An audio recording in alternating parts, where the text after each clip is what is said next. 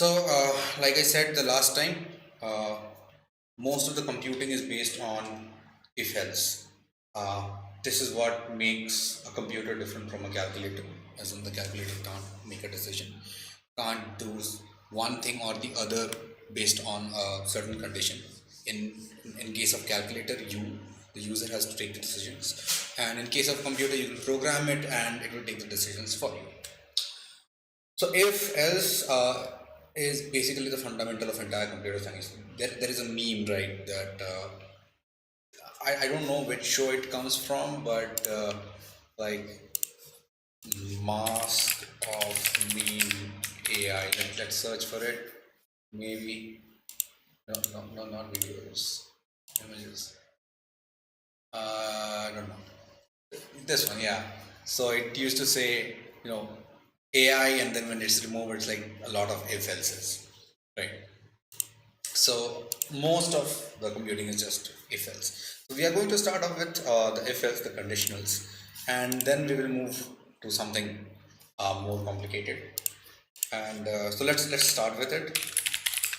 Hit main, and as usual, we will start off with func main, uh, and let's start with okay. Let's start off with basic variables. So, like any other programming language, Go has four main types for variables.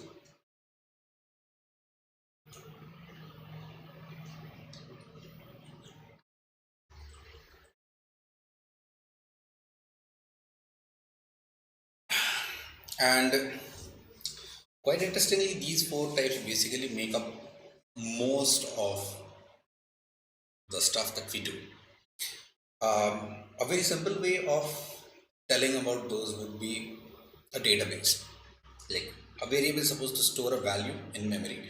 A database is supposed to store the value in on the disk, right, in a searchable manner. So the simplest database, at least in the SQL world, that you can find is SQLite, and it supports four types of data along with nil or null in case of programming language or database. Database. Nil is an colon. So the way to declare a variable is to use the var keyword, and you can say some integer, it's the marks, and that then you have to put a data type, and you can have other variables. But if you go ahead and print this,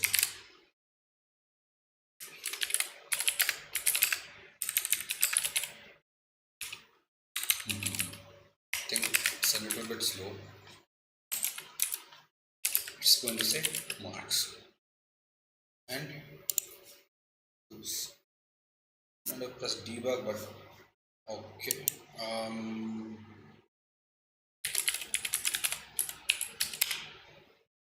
Okay, value for marks 0. So let's make it a little bit simpler. Every variable when initialized in Go will always have a deterministic value. That value uh, that comes that gets allocated to a variable at the time of creation is called its zero value. And zero value is a kind of a important thing in Go. So Go came up as a language to replace C, in fact, and not exactly a replacement. They wanted to make a simpler language than C++ is the premise. But anyway, one of the problems with the lower level, when I say lower level, I mean C and C++ programming languages, is that you know you initialize a variable. You create a variable. It's not initialized. It is basically pointing at a random segment of memory, a random address of memory, and whatever was there in that piece of memory previously becomes the value of that variable, and that becomes a problem if you don't initialize your variables properly. If you are in C, you'll probably have to first do marks equal to 0 something at a value, otherwise it's basically considered to be a garbage. That does not happen with Go always gives you a value. Okay, so in case of integer is 0, And if you have another, let's say name, I'm going to make this a string, and if you say the same thing,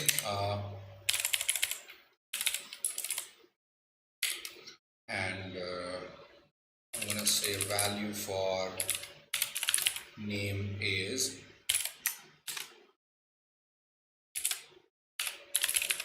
this is going to, sorry, I should have put a name. This is going to come as blank. I run it, comes a blank, right? The zero value of a string is a blank string.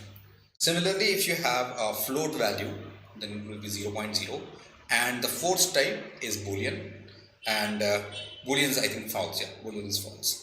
So we'll show you float and boolean next, but let me also show you another way of initializing a variable. Uh, Another way of initializing variable is like, let's say we have got a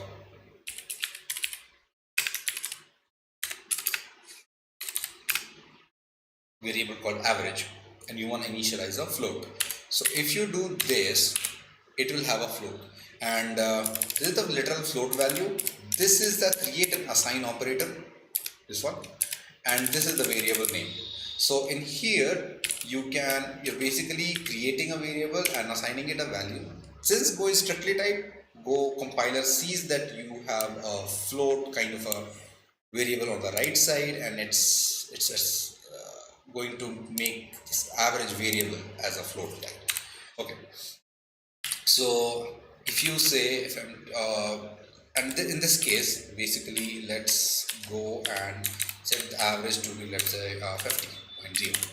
all right, or 0 might not appear perfect, so let's 50.37, and let's say print f, and value for average is percentage v backslash n, and we're going to say average, right?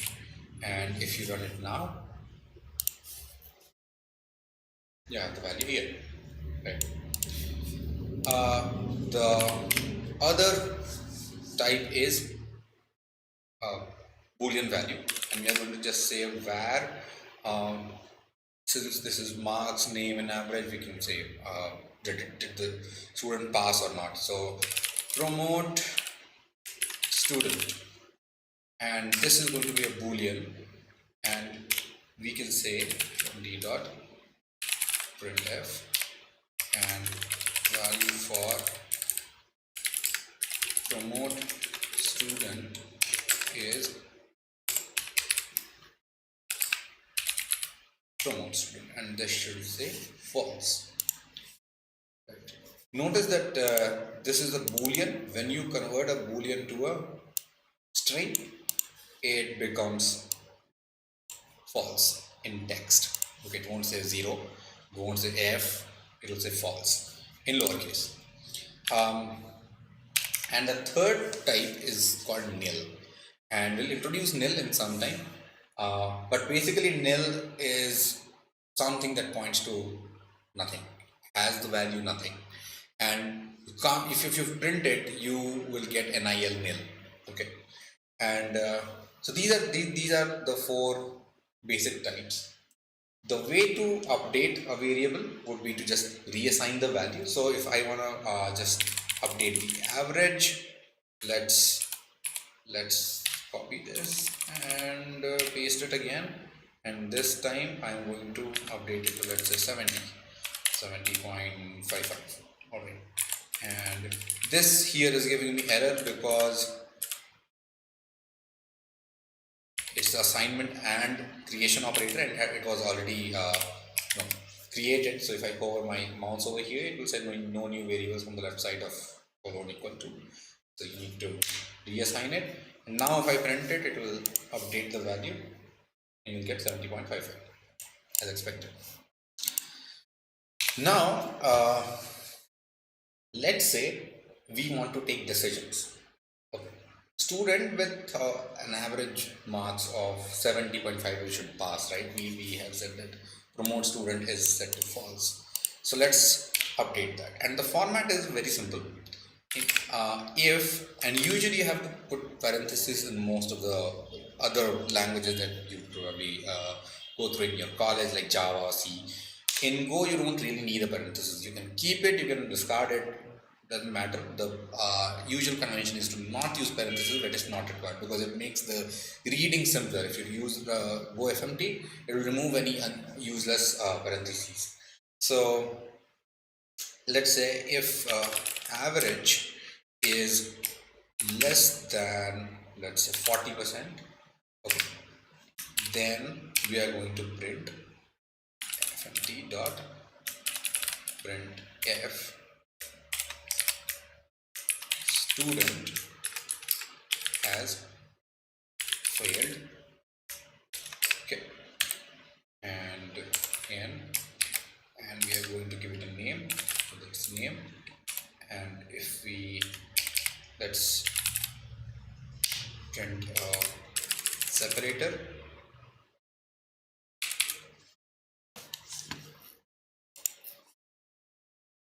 okay. So since average is greater than, this won't come up. Now, okay, let's say I remove this. I've set it to, let's say, 37.37, and I'm gonna comment this one out. Let's try to run it again. It should say student has failed. Name, okay, I have not initialized name, so you can see it is coming up as blank. All right, let's update name, and I'm gonna say name is done, and now let's run it. Student has failed. So if I update it to 70 and the other condition is else condition, again there is no special keyword for else if, it's else and then if. You don't have to combine those words, you don't have to write elif or els if or something like that. So else if average is greater than, let's say, equal to, greater than or equal to 40, then we have to say fmt dot print f student read as passed, and slash n, again name, and so run it. Now it says he has passed. And the other condition is else, I would say fmt dot print f student has passed. And you have got me. Now this basically will not happen, will never get printed, because the condition that we have put in is if the average is less than 40 or is equal to or greater than 40, and there is no number that will basically make you hit this, right? So it will always say it has passed. Anyway, so let's introduce a new condition, and that condition would be and average is greater than, let's say, 90. Okay, so it has to be both 40 and 90, which is not great, but we'll simplify it.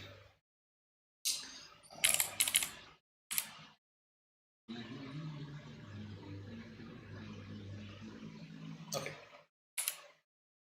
passed with flying colors. Okay. Let's make it run. Now it says it has just passed, but if we change the value 90.55 and then run it, it should say has passed with flying colors. We can obviously simplify this and just say this, if average is greater than 90 here. Now if we set it to 80, it should go to the third condition. and this is it has passed. So that's basically your if else, and the if else ladder, as we usually term a chain of if and else, if else, if else kind of conditions. That is uh, that's written like this. Any questions? Who we do? That's not a question.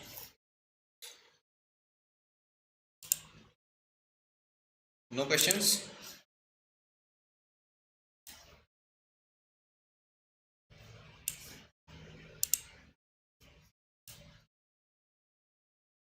Okay. I'm gonna assume there are no questions. So that's it. Next is switch. So you've got if and else. The next is switch. Very simple. You write switch, and then you say case is average is less than 40. Then, and I'm just gonna copy this and paste it. You can have more than one cases in one go. So you can say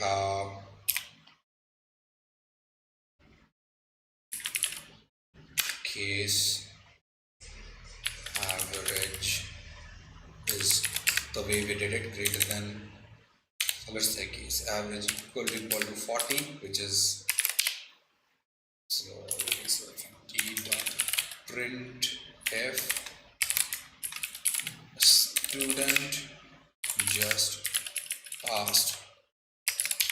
Okay. The other one is case is average is greater than, let's say 90, and let's make sure that it is less than 100 in this time, right? And average is less than or equal to 100, and we're going to say okay, I should probably do a percentage b and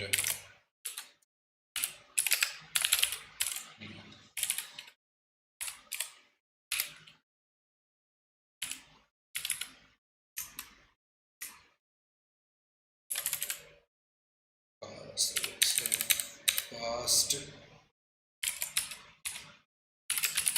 with flying colors,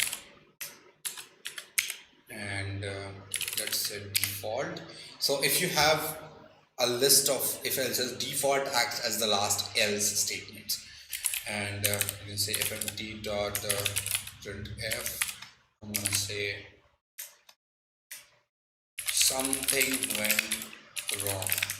Average can't be more than 100. All right, and then I give a slash n, and again we can, okay, what is my average? Okay, I have not covered the case of greater than 40 and less than 90. So I will write that case average is greater than 40 and average is less than or equal to 90, and let's say t dot printf student passed.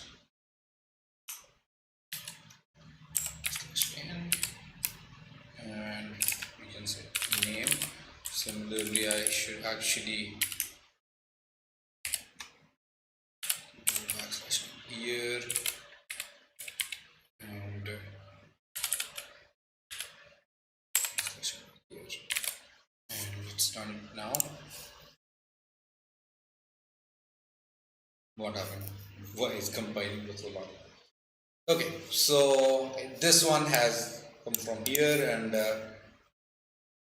has passed and the second one has come from here. Alright, so that's your switch statement.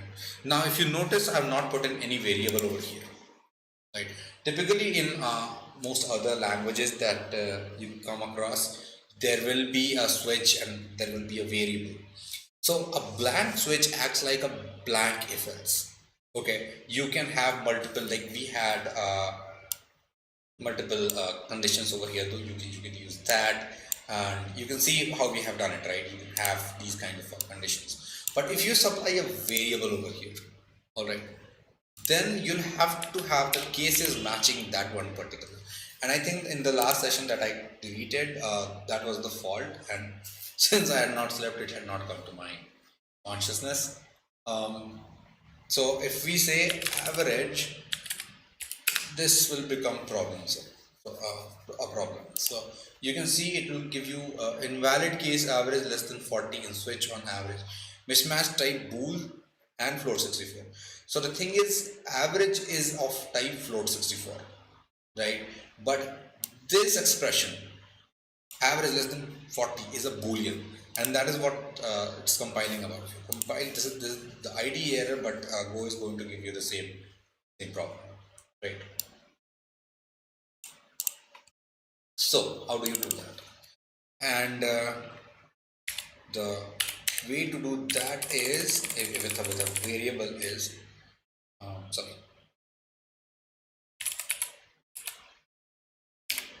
you do switch and you say switch and then you give a name of the variable. In my case, I'm just going to go with the name of the student that we have here, and I can say case, let's say your student is not, let's go with Vansh. Okay, this is the person, and I'm gonna say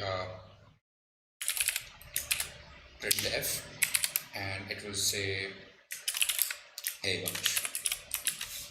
Alright. If, however, your name is Vaibhav, and it should say printf hello Vaibhav.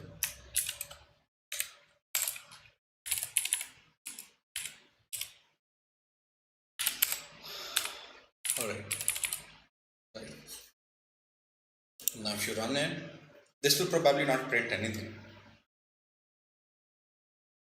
Will not print anything because the name is basically set to Vaibhav in the beginning with a small v. Okay, so if I replace this with a capital V and run it, this time it should tell me hello world, which is this. Okay, let's add one more, and we say case TechRail. Okay, and I say d.printf your TechRail is not a student. Okay, and now if I switch the name and set the value of name to and run it,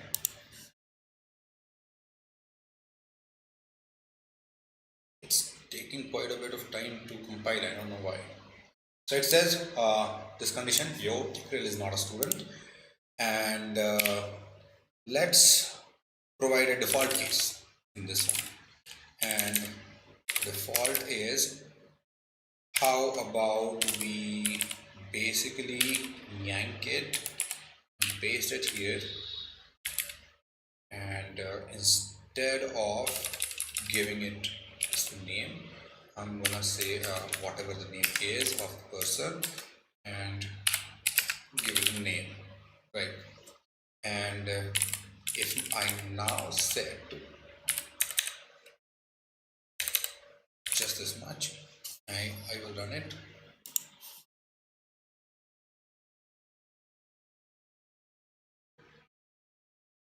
So it says your tech is not a student, right? But basically these two are same, right? uh, let's update it to something else, something better, and I will say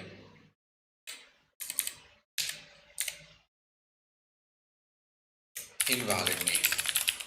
Okay, and that's it. And in the previous case, I'm gonna say oops, and instead of this, name. All right, let's try now.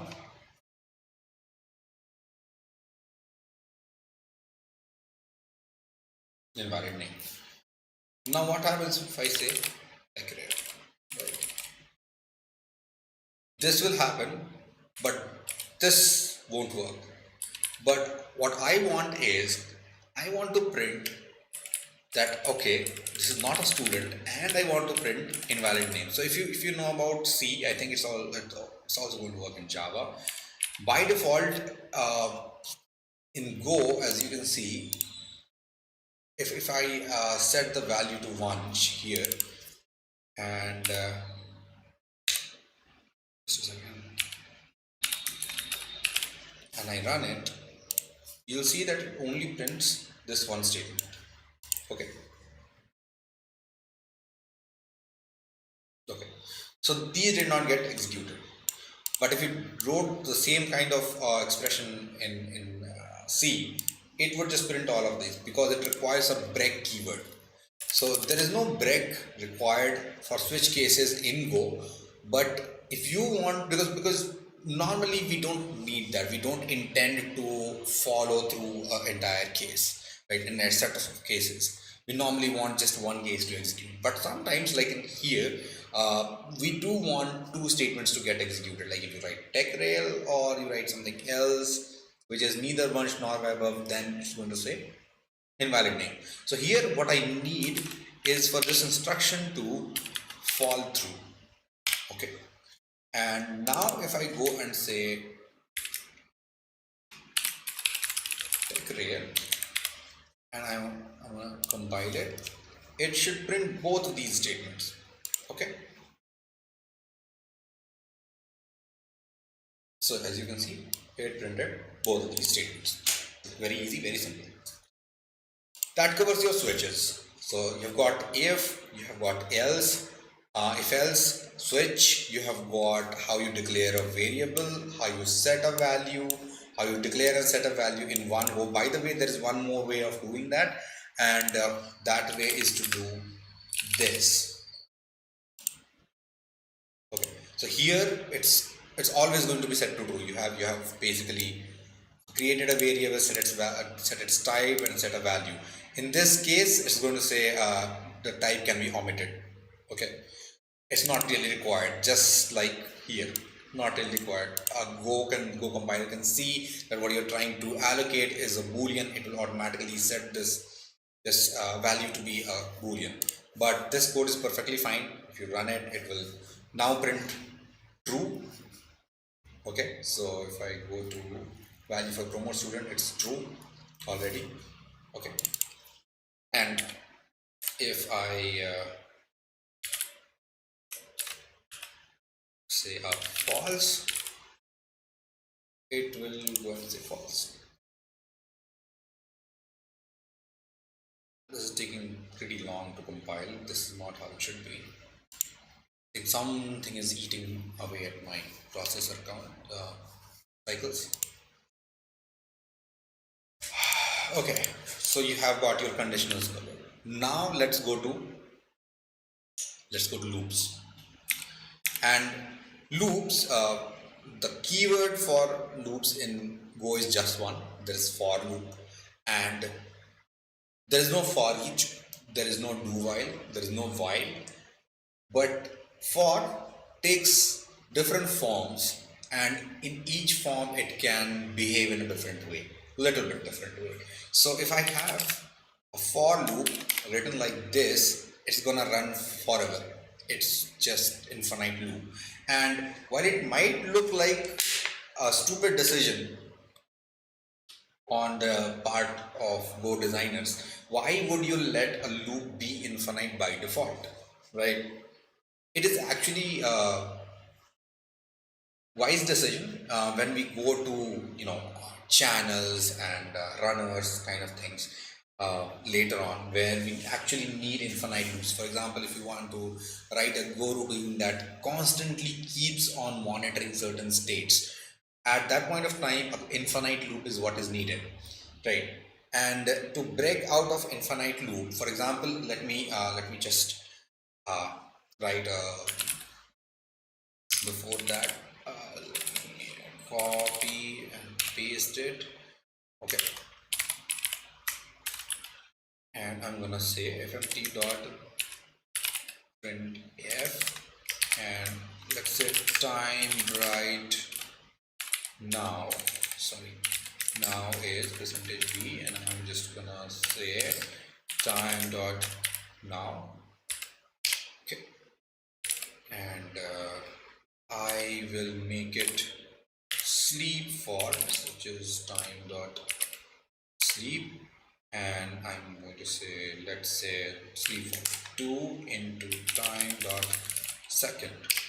Okay, and I'll introduce you to some of these later. But okay, this is yellow because you'll basically never ever reach this place. It says unreachable code. The IDE has basically detected that this is an infinite loop and you're never ever going to print this. Okay, anyway, let's okay, I have no idea why it switches on my phone's camera all the time. Okay, okay, I should have definitely given a new line right here. We run that again.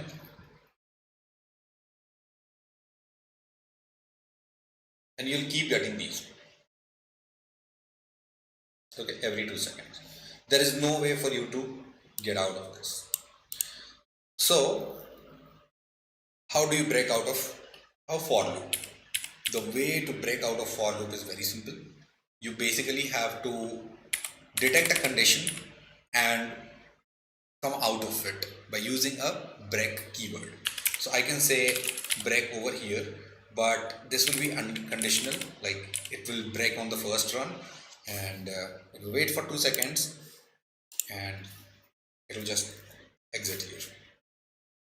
You can see the effect. Done. Waited for 2 seconds, came out of it. So let's introduce a variable and say time count. Time count is set to 0. Okay. And what I'm gonna do is if time count, time count is equal to 5, then I'm gonna say break. And again, this is detected because the IDE sees that I'm not updating time count. Is always false. But if I say time count equal to time count, oops, sorry, count plus 1, basically time count plus, then it does not complain, and after 10 seconds this should break out. So 2, 6 seconds, 8 seconds, 10 seconds, it's going to wait, and oh, it came out. Okay, I'm doing it here, so it will print it 6 times.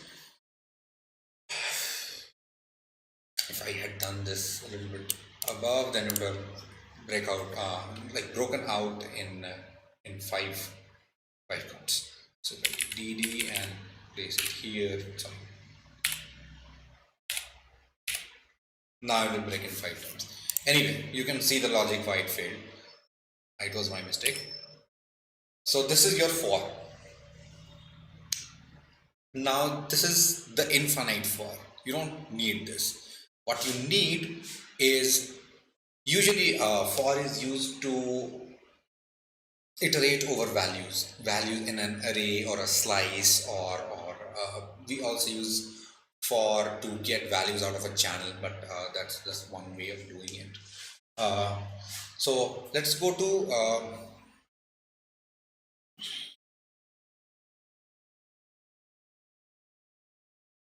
the most used expression of for, which basically ranges over a values.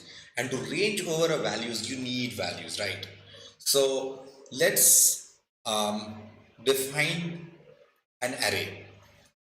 And the way to define array, it would be we have got marks, and we will just use this, and I'm gonna say it is a value of 5 integers. Okay, now I am redefining this, redeclared in this block. So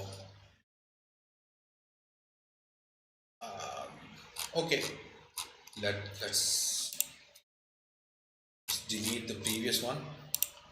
Okay, I'm gonna delete.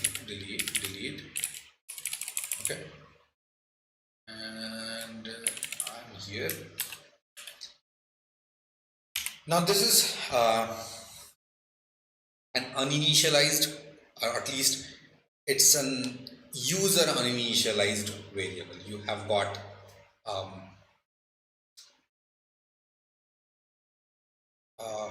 marks as 5 integers, and you have not set any of them. So if I go and if I want to set values, I can set values like this. So I can say marks 0, and the index obviously starts with 0. I am going to set it at 70. Marks 1 is going to be, let's say, 75. Marks 2 is going to be 80. Marks 3 is going to be 85, and let's say marks 4, this is the fourth element, is going to be again 80. Okay, and marks 5 is going to be 86. It complains, the ID is complaining because 5 is out of bounds of a 5 element array. This is invalid. We can have only 5 elements, 0 to 4. So if I try to compile it, it will tell me an error. I should basically disable this and comment it out. It says index 5 out of bounds. Okay, so we're going to delete it, and let's just give it the value of 90. Okay, now I want to print it. Okay, so if I say for, and I am going to say I, and it make it range over marks, and then I'm going to say 70 print f marks percentage v marks is percentage v. Okay, and I'm going to say I. Let me put backslash n over here, and if I run it, instead of seeing 70, 75, 80, 85, 90, you should see 1, 2, 0, 1, 2, 3, 4. That's because in this format, it will always take the index. On the right side, what you have is an array or a slice, and when you don't supply two variables on the left side, it's going to give you the index of the element that it is ranging over. Okay, so it's basically like in this case, I over here behaves as if you had written for I is equal to 0, I is less than length of marks, and I is I plus plus. That's how it behaves. You can see that 0 to 4. Now if you give it a value of I and mark, okay, and let's actually give it single marks.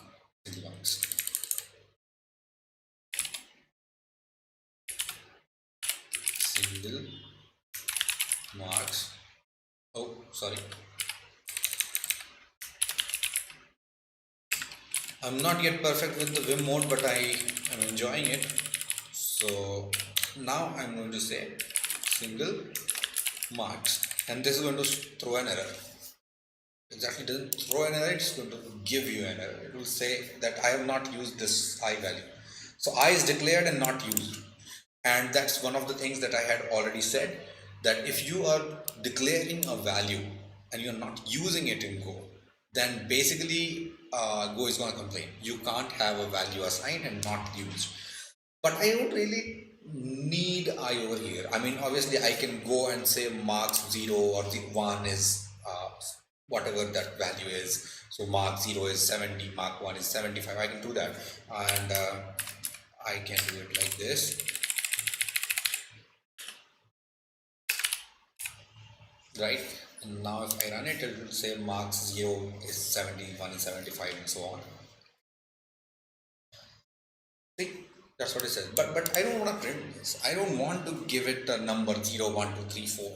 In that case, I want to ignore this variable. Anytime in Go, if you want to ignore a result of something where you need to handle the result or a variable, but you don't want to do it, you don't want to take care of that variable or use it in some way, you can use underscore.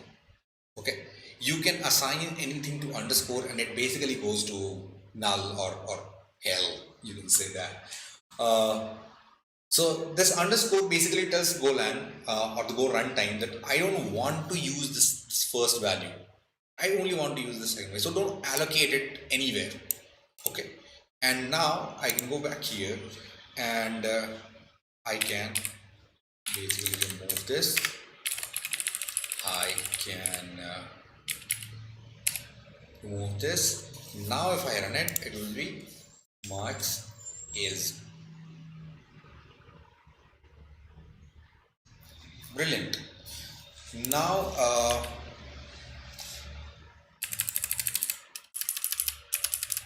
what if we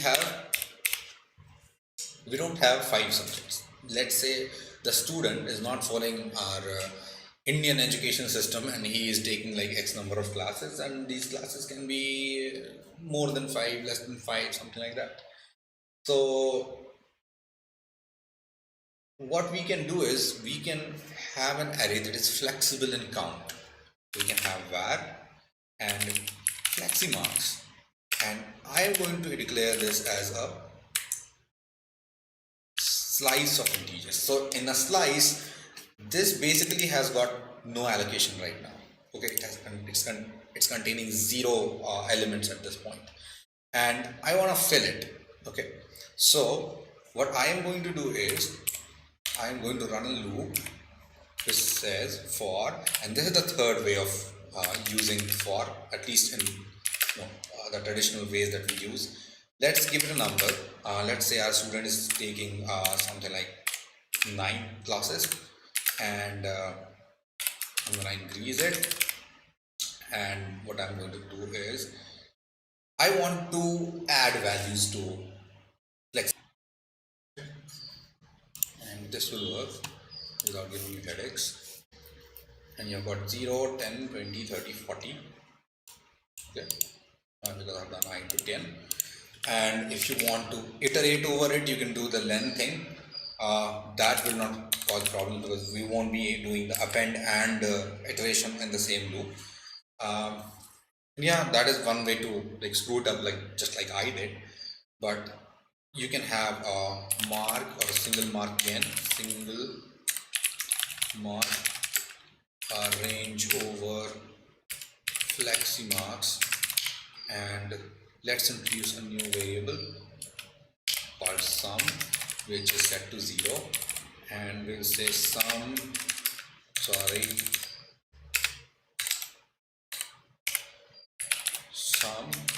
class equal to single mark. Okay, and here we are going to say empty dot printf fleximarks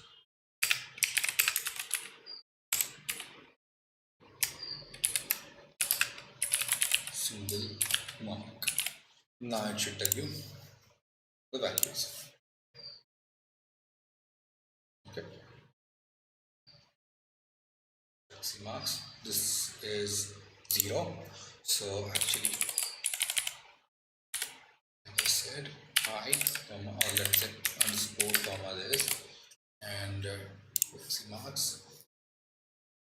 is set to 0 to 40, 0 to 40. Now if I add one more guy over here, let's say another marks is there, so if I say fleximarks equal to append, and I'm going to append fleximarks, let's add two values. You can see that elements is of expandable array type, so you can have multiple values over here. I am going to insert 60, 65, 70, 3 more. Okay, and this basically will push it to from 5 to 3 more 8. Okay, and let's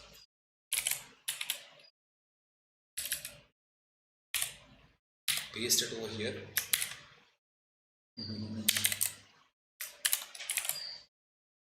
And run it.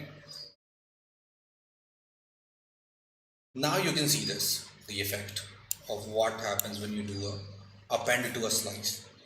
Over here I am doing a len cap, and this is length is 5 and capacity is 5. 5 did not increase, right? Then I am reading from fleximarks and you are getting all those 5 values, but now I appended 3 values, 60, 65 and 70, and I have added 3. So the length is now 8, but the capacity is 10. So if I go on increasing the number of items by 2 more, so if I add 2 more values, so let's just do it again. Okay, and if I do, let's say 76 and 77 and run it again, you will not increase the capacity. So unless you go over the capacity, it does not increase. Capacity is the length of the underlying array, and len is the total number of occupied elements in that array, the elements that is being consumed. So length is variable and capacity is also variable. It's just that capacity will always be greater than or equal to length. Okay, capacity is the total capacity, and length is the consumed capacity in a way. So you can see this is happening from, so we have got 1, 0 and 10, 20, 30, 40, 30, 40. This is till the loop was working here. Then we have got these 3 added, 60, 65, 70, and then you have got 76 and 77, which is added here, and this is the total, right? And again, if you want, you can calculate the average, and let's print average.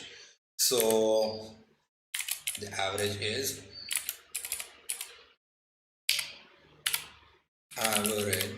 is now equal to, we have the sum. Do we have the sum? No, the sum is here, and we have to have it here. Sorry, you can have it here, and you can declare sum is equal to 0 over here. Single marks. Okay, let's call it marks. All right, and average equal to, you can say sum divided by the length of. Always remember, you should not be using the capacity unless you really need it, unless you are doing some kind of a calculation over, okay, I want to add something into a slice, will I get a reallocation or not? If that is the question that you are trying to answer, more or less in some variations, then you can use cap. Otherwise, in practical programming with Go, you will probably never use the cap. There's one more place where capacity now, capacity uh, is used at multiple places. This is just one way of looking at capacity. Capacity also belongs to a channel.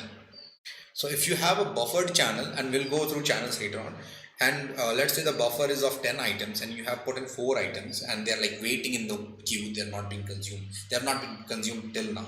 So if you created a channel of 10 items, the length will be, sorry, the capacity will be 10, but the length will be 5 or 4 or whatever is the number that is already there in the channel. Anyway, so you should not be using cap over here, you should always be using len. Okay, and we have len of fleximax, right? So now we have an error. Do you know why we have an error?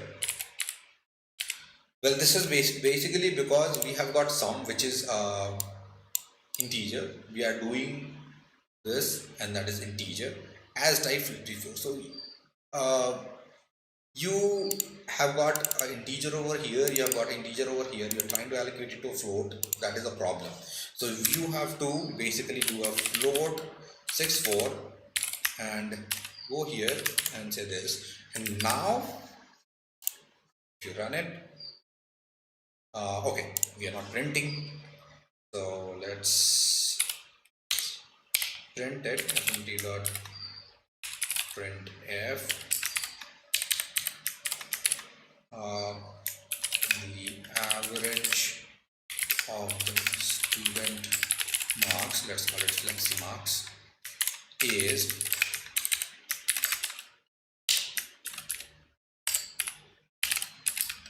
and I'm going to call it average, right? And this should print something. Is 44, but is it really 44? So we have got 10, right? And if I do a calculator, and what I'm going to do is calculate mon. Okay. So now if I add, you have got 10, 20, 30, 40, that is 100. Then you have got 100 plus, you have got 60, 65, 70. So that's 150 plus 65 plus 76 plus 77. And if you, okay, I messed up. 10 plus 20 plus 30 plus 40 plus 60 plus 65 plus 70 plus 76 plus 77, you've got 448 and you've got 44. How is that possible? You should be having 44.8, right? That's because here you are doing integer by integer division. The result is going to be an integer. And then when you do a float 64, it casts that integer, which is already like 448 by 10, which is 44.8, gets casted into integer. It drops the decimal point and it becomes 44. You're just converting that value of 44 into a float, and then you're putting it into average. So you getting 44. So you actually need to do the typecast here. You'll have to convert it to float 64 here, and sorry, here, and float 64 here, and Indian here. And now you should get a value of 44.8.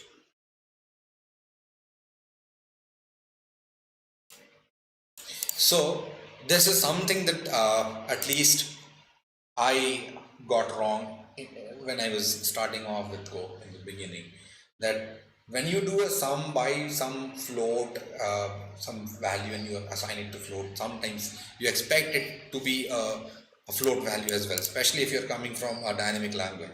Does not work with static languages. And If you really need the value like this, float, you'll have to do it. But again, like you can see, this is a possibly redundant type conversion because Go knows that this is going to be a float, right? So you can delete the conversion. I can edit it manually, but why do it manually when it can be done automatically? So you have got average, and that concludes your arrays, that concludes your slices, it concludes your looping. You basically have done the conditions. So let me just go through what I had written in the beginning. So you've got if else, ladder, switches, breaks, and go tos. Okay, breaks are for and the only loop. So you got to know about the continue, right? The length is continuously increasing. Slices like the variable length is variable. Tomcat, are you there?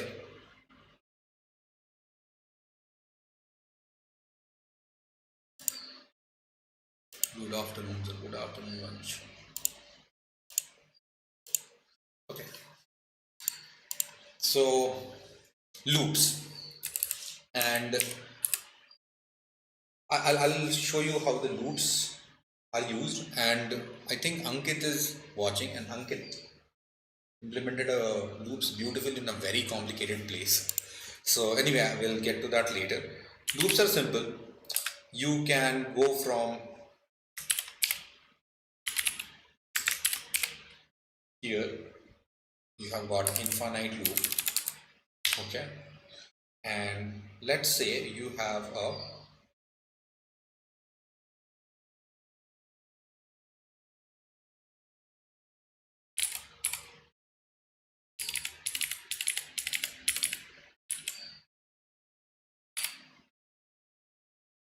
if you have a nested loop, let's start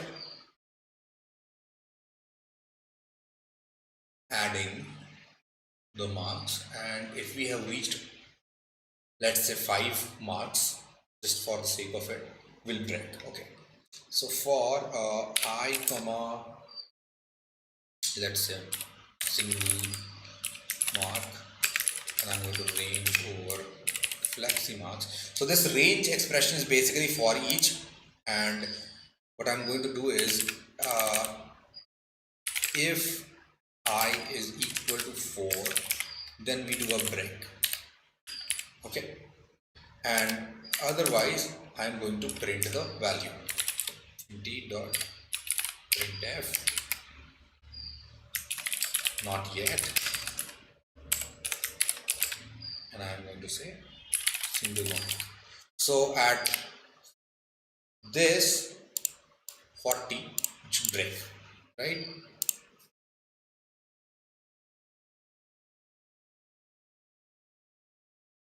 So 0, 1, 2, 3, it comes back again. I is equal to 4, it's going to break. So it will not print this. Right? So that is how you break. But let's say you want to do a nested loop and you want to break out of that. Then what happens is, let's do a simple one, not related to this example. So if I have for I start with 0, I is less than, let's go to 10, I plus plus. I think I read it on the Discord from the last time when I had done this. Someone posted it as examples. It was beautiful because it was just an example, and it's easy to explain with examples like these. Now I am going to say empty dot printf.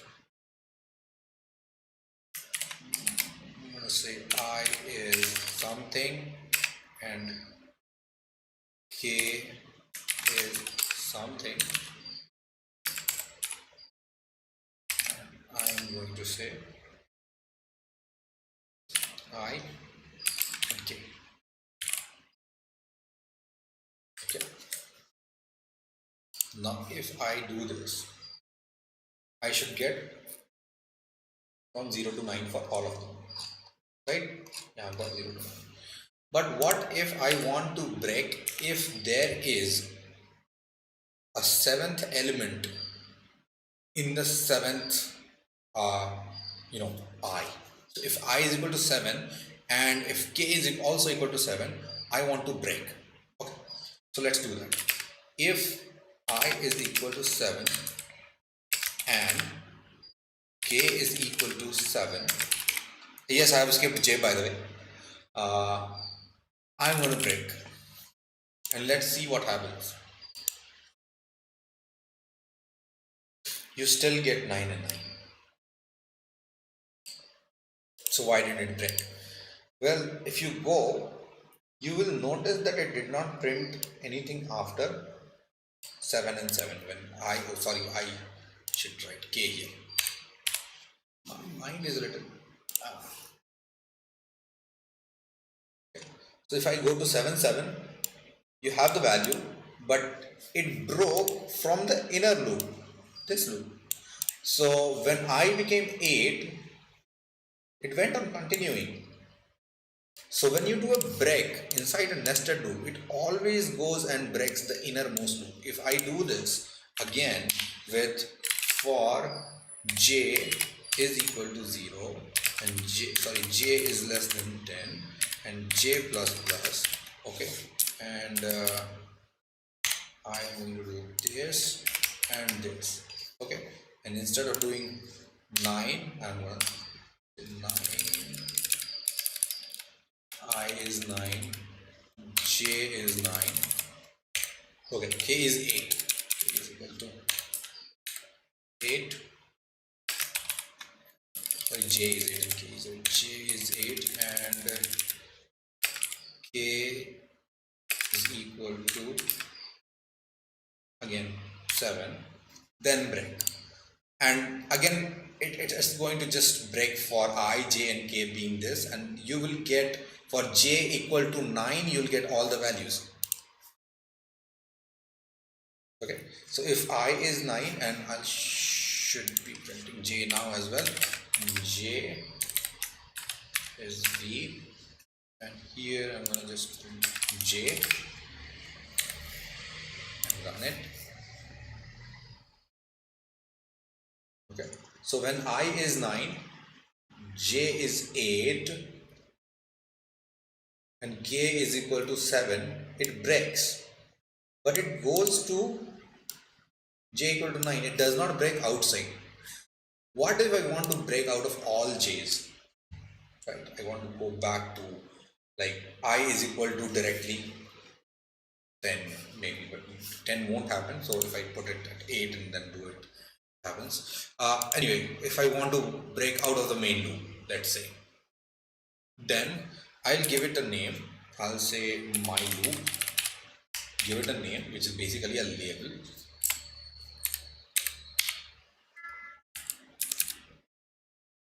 and I'm going to say my loop. So now it has got a label. I can also write my second loop, okay, and I can use this all as well.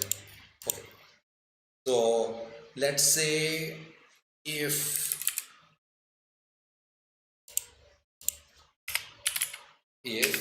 I equal to 8 and j equal to say 6, then I am going to break the second loop,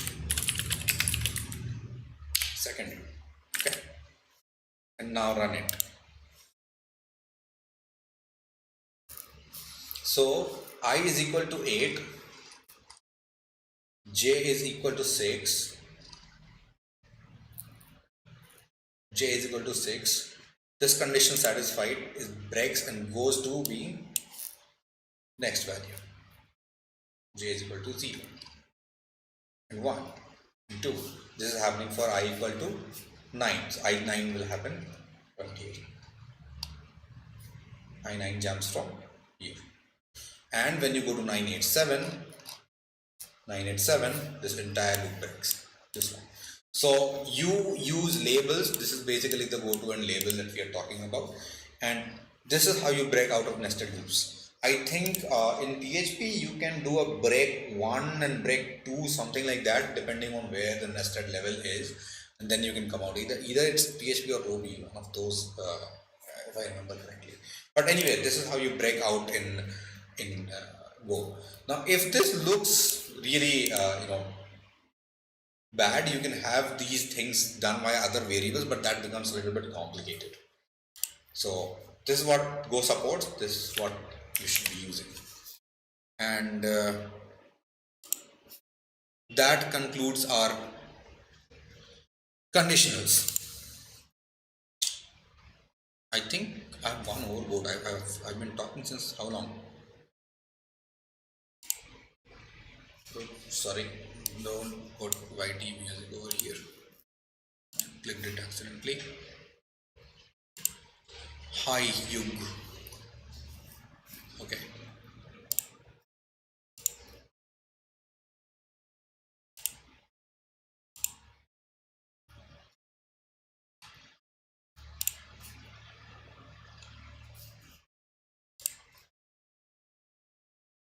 Any questions so far by anyone?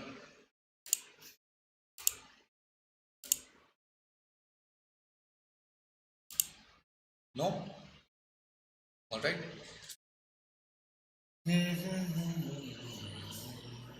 Okay. So functions we had already covered, but today I wanna go up till at least struct.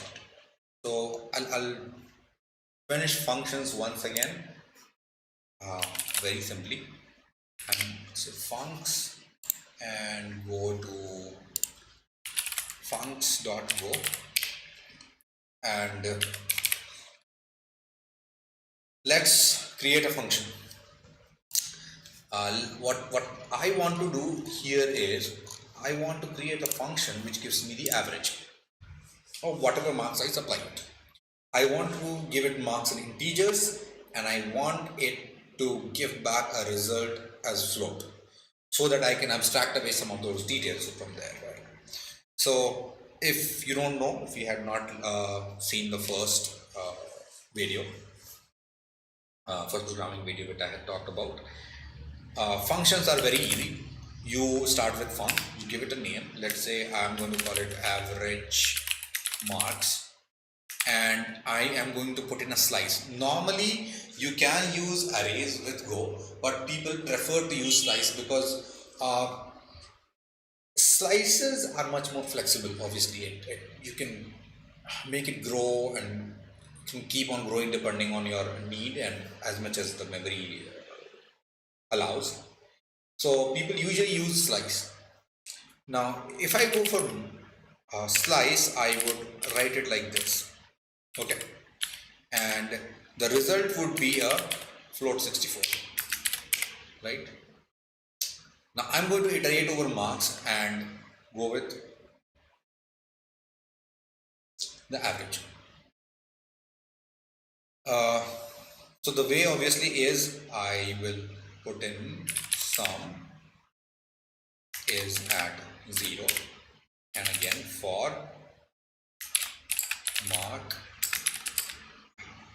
range over marks sum plus equal to mark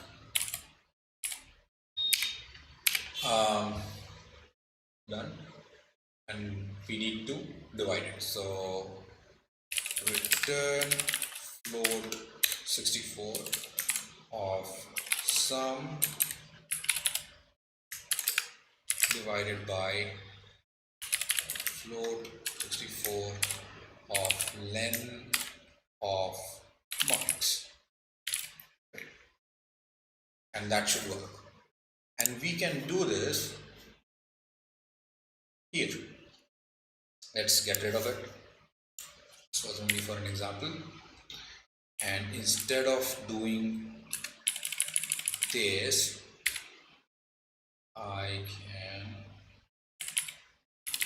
it's also useless, I can say empty dot printf average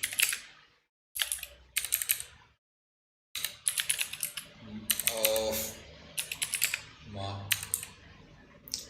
marks is percentage v, and we will print a average marks. And as I'm typing, you can see the ID suggests func.average marks int. Now at this point, if I go to the top, it has the funcs package has not been imported. But if I go back here and I say average marks int, and here I'm gonna put, what was that? Flexi marks. Okay. Now it will automatically import that package. So this is the module name here, and that is funcs. If I go here and change the module name to something else, let's say github.com/techtrail/go session 2. Okay, now it will contain a problem. Okay, refactored the code automatically, but this is still going to give you problems. Like it doesn't know like where is it, what fonts, doesn't know where it is. So you can either do the editing here, okay, or let the IDE do it for you. So go back, delete that, and I am just going to say marks, and it will automatically import that at the top. Replace that module name right over here. Okay, so you always have to import your packages by using the appropriate module name. If you don't do that, your function is not reachable. If you have two different packages from different libraries which has got the same ending names, for example, maybe you have a math library, a third-party math library that does some kind of a let's say a vector multiplication, and it has got a package called funcs. So in that case, if you want to do use both this func and the other libraries funcs, then you'll have to do a type alias. So here, sorry, the big package alias. So if you go here, you will have to import it like, let's say I'm just going to call it fn, and then go back here and use it as fn. Okay, and that will settle the problem. Now there is no longer a problem. You have imported it. It's like import something as another thing in Python. Okay. And why do I have two errors? It's always okay. So if I run it, okay, the average of student marks flexi is 80.55. Why is that? Okay.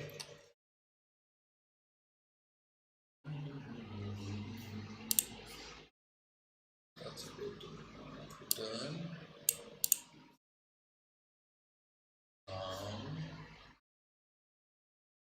Line of marks. Did I append something on top? No.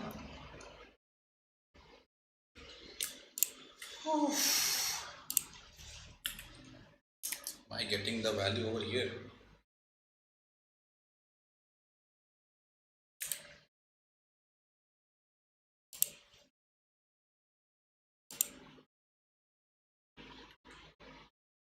Marks is DJ, right?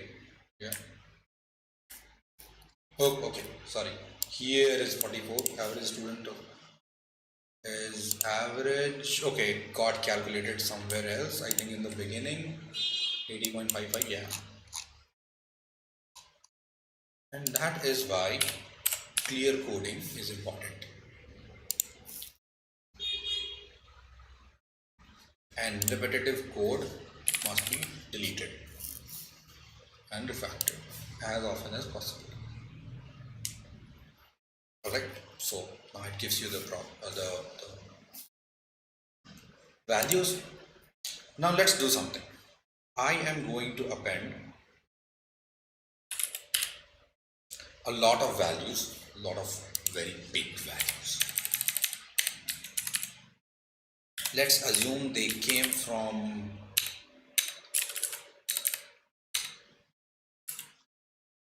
somewhere else.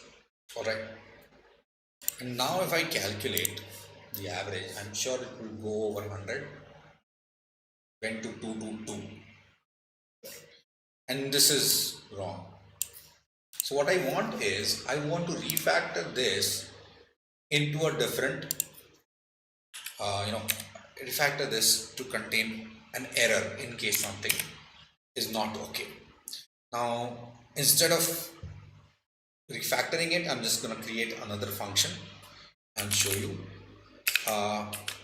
avg marks with error, and I'm going to say marks int and float 64, and I say error.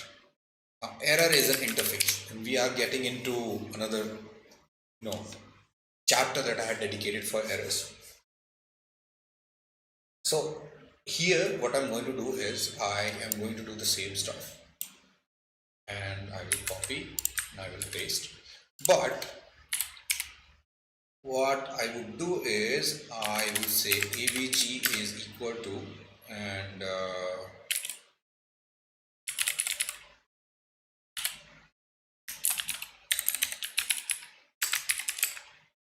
is equal to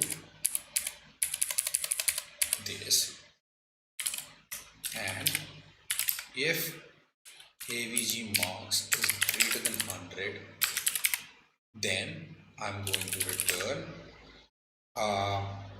avg marks and an error which says, now I can use errors.new to return a new error, or I can do a fmt.errorf, which is a very useful function from fmt package, and I'm going to say average more than 100, something is wrong. Okay, and otherwise I'm going to return avg marks with a nil error. Okay, good enough. And I will start using avg marks with error. Avg marks error. Okay, now you have got a error here, which is multiple value fn this, which returns a float 64 and an error in a single value context.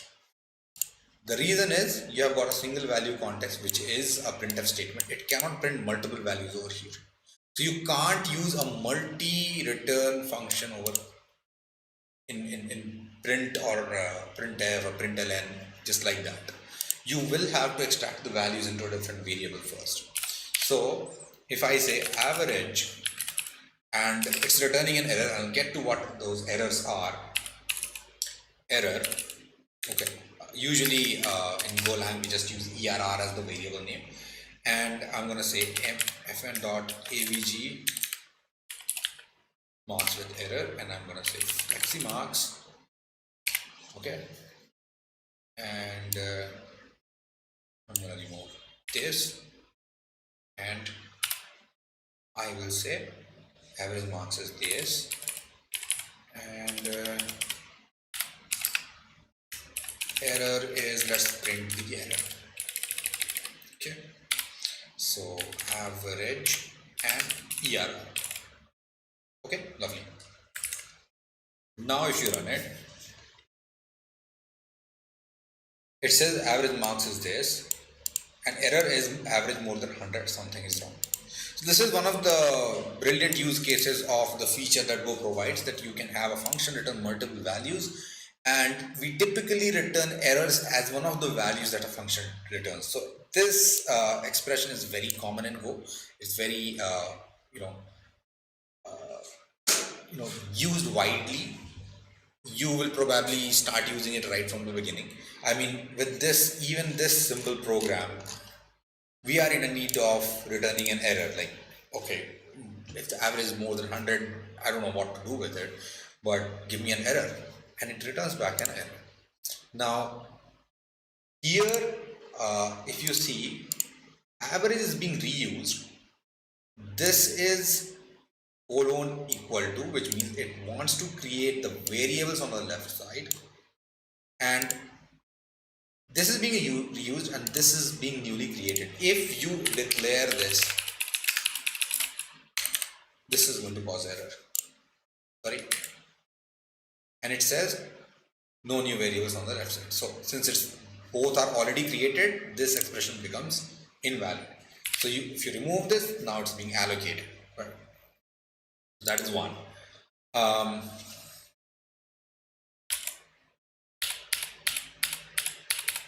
Let's do this.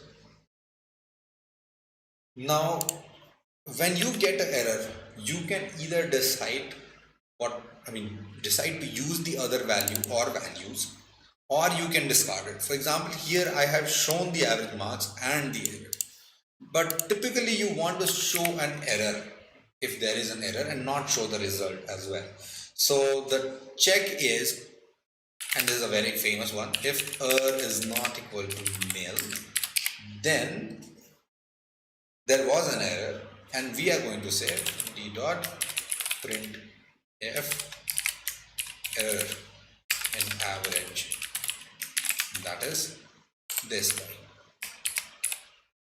and you can say err and else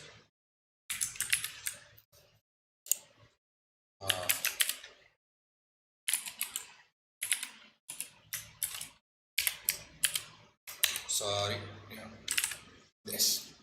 Now it either print the error or it will print the value. Here is error, so it's going to print the error.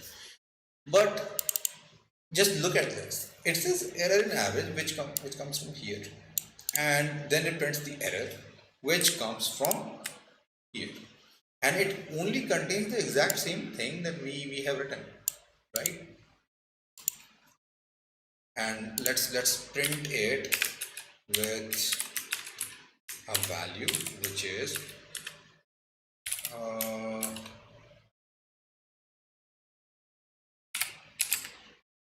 AAVG marks. Okay, now it's going to print the error and it will give the value over here as well. Okay, prints the value. So you can see this is a normal string which is being returned as an error, and then it gets printed. Nothing extra has been added. If you go to some of the typical programming languages that throw exceptions and all, you will typically have an exception like, okay, some exception, or let's say array out of bounds and exception, colon, and then the error. Here you have got nothing. Whatever you wrote as an error came out. Which begs the question, what exactly is an error, right? It's not printing anything related to the error. It looks like it's just a string. And that's because errors are like strings. If there is another way of using error, which is basically using errors.new. Okay, and then you can say something was wrong.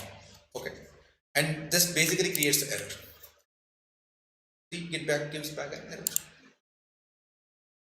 You have got errors.new. The package is errors, the function is new, gives back error, and it returns an error string, which is a struct with a string, and it implements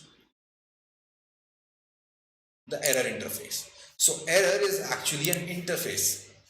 This is an interface.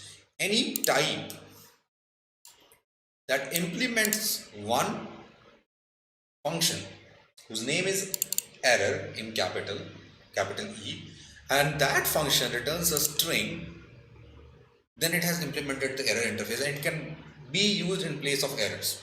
And that is because errors are values. And this is from Go blog.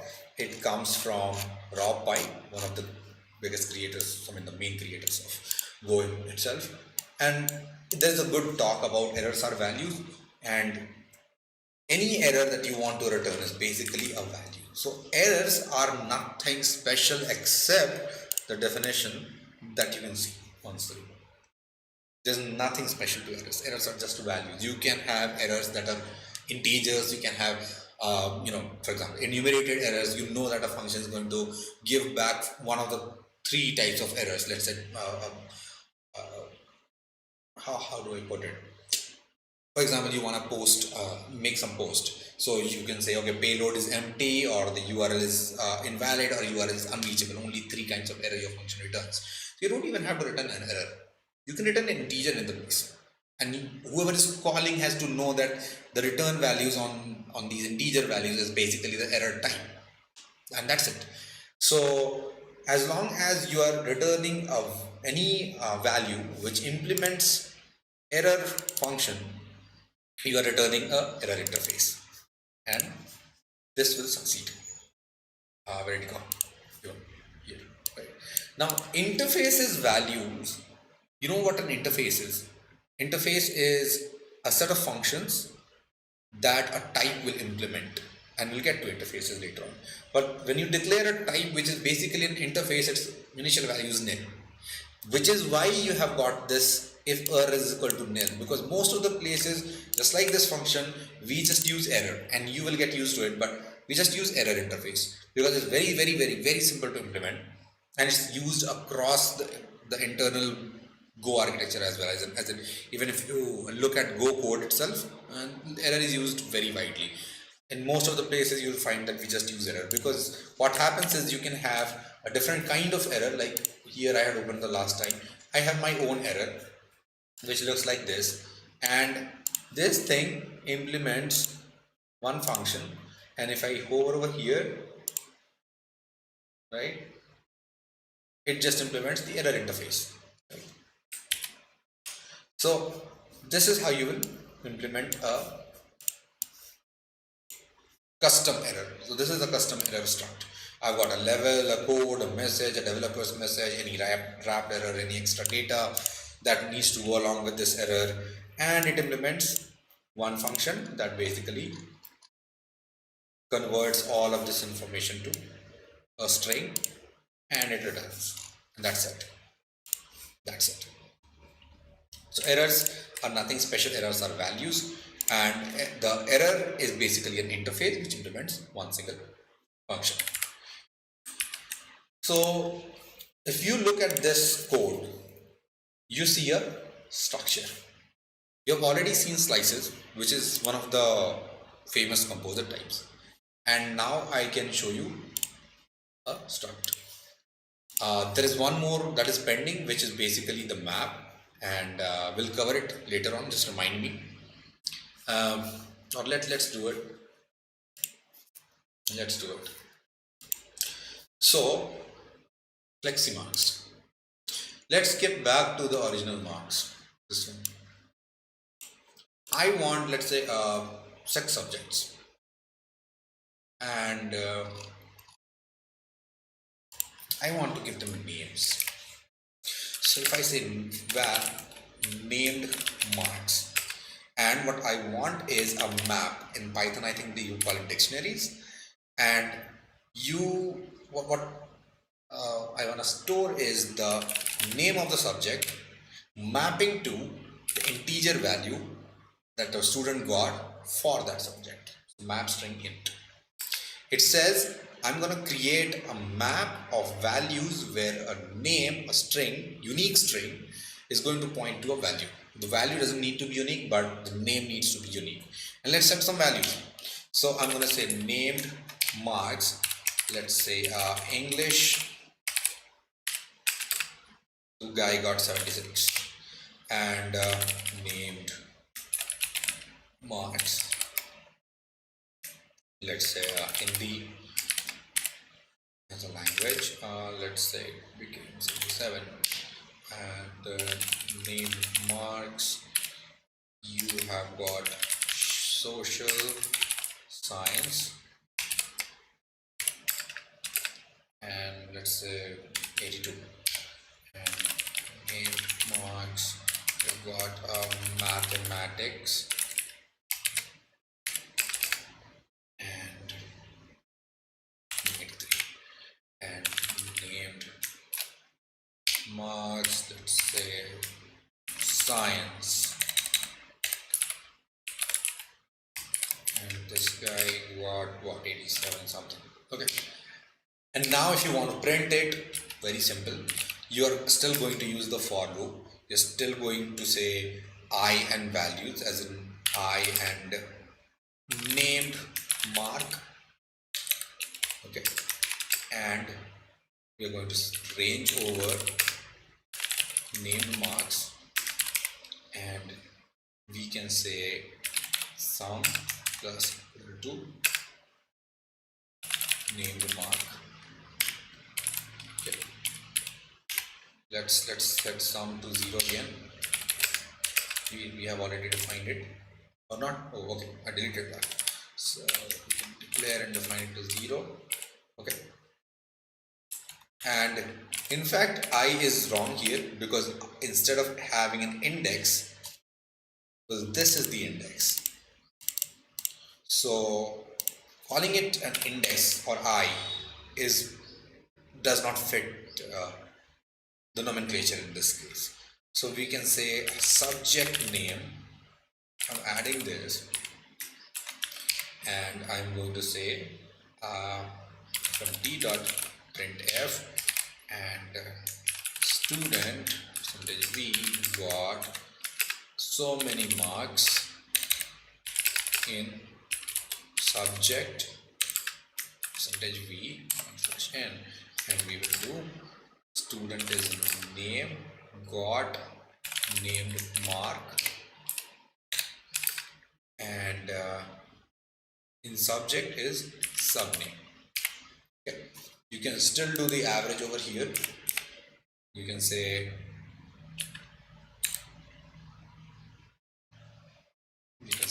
def the average is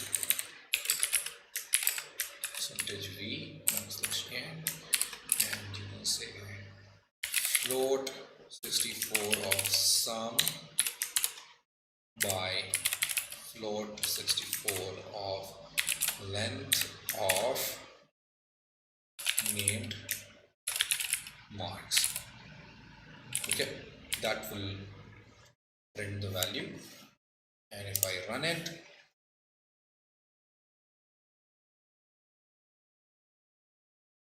oh, what have I done? Can you tell me what the problem is? Okay, this is the problem. 105, yeah, 105. Yeah, 105. This is the problem. So the problem is that we are trying to set a value on a nil map. When you create a map, you need to give it some list of values that will be used. So obviously you can do something like, okay, I am going to delete this and instead say named marks is basically make me a map of string pointing to integers, and I don't want any value. Okay, and let me run that. That works. But this is not efficient, especially when you are doing this. So another way of doing it is, let's get rid of the make statement. And since we know we are going to put these values right away, we can say map of string and int, and you are going to give it the value, and the value is going to be like this: English and 76, and we're going to say Hindi and 77, and social science is 82, mathematics is 93, and science is say 88, 87, right? and just give it a second. You have an error because here you need to specify the last one, but there's just a small thing about Go syntax. If you place it here, there is no problem. That won't work if I like do this. I can't do this. Okay, I have to put a comma. But for the last one, this last comma is optional if you want to put it this way. But typically we do this. Okay, we typically put the last comma and put the bracket on the new line. Now if you run it, you should have the same value. You have the same value. So that is maps for you. This is how you initialize them. If not, you can do the make map with the number of elements. You can go with 5, 6, 0. But if you don't do make, you'll get the error that I just got. You will get the error that you're trying to initialize a map with, I mean, you're trying to set a value on a nil map. When you create a map, it's pointing to nothing. Like it has not allocated anything at all. So always, if you want to just create a map and you don't know when it will be used, do a make, create the map and give the capacity of 0. Okay, that way when you do it, it won't error out. Okay, so you've got the map of string to integer, and we just go and extend this to structures. Structures basically have the name values of different types. Here I can't mix it. I can't do 82.5. This is not going to work. If you want heterogeneous named values, then you're going to use struct. But again, unlike map, the list of items that you'll have is named and it's limited. Okay, so I'm gonna just create one more directory and call it struct. Okay, or let's wrap it and have, let's rename, and I'm gonna just call it student. Okay, let's create a student type. Okay, type student, and this is going to be a structure. Also, you can actually have custom. Now I'm creating a custom type. Okay, the way this type works is you can assign a scalar value a type as well. So you can have actually let's say subject name as string, and this is valid. Okay, this has got 0 errors, and you can now use a value of a function like func something, and it takes, let's say, subject name. So you say name and subject, and you can pass it a string and it will work. So Go knows that okay, you have just typecasted string into subject name, and if you call something with just a string, it will work. But there are other ways in which at least I use these kind of simple type definitions, is having enumerations in a way. Also, Go does not have a first class support for enumerations. Enumerations are not exactly a thing in Go. It has a very loosely defined enumeration in types, in integer types with a name using something called iota, but we'll get to that later. Okay, let's create a structure, one of the most famous heterogeneous types. So let's give it a name, and this is going to be a string. This is the format. You have a type, a name, and the type of that thing. Okay, and this person has an average, which is going to be of 464. And okay, I didn't type it well.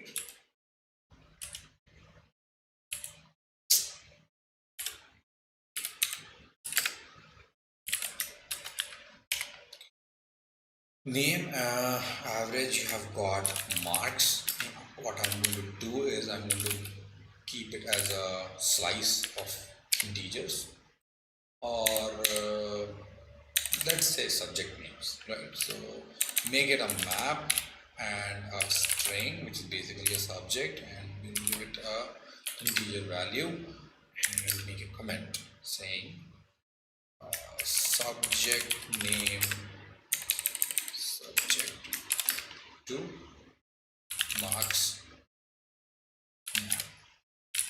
Okay. We will give it a which class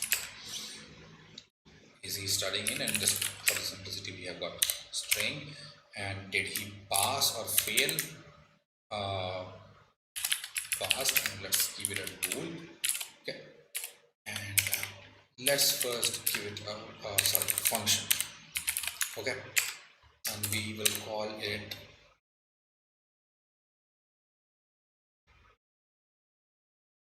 print student.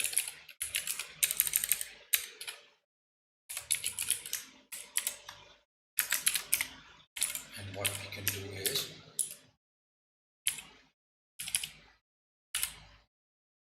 we say stud, and we'll say this type is student. Okay, now you can take this entire stuff and you can actually start writing about a student. So let's initialize the student. Now you won't be able to initialize the student because the type I declared has a small s in there. So if I start typing, let's say stud1 is basically student, doesn't autocomplete, right? It says student.print student, but then says student.student, right? And I can do this. I go back, I can remove this and say student, and now it shows me a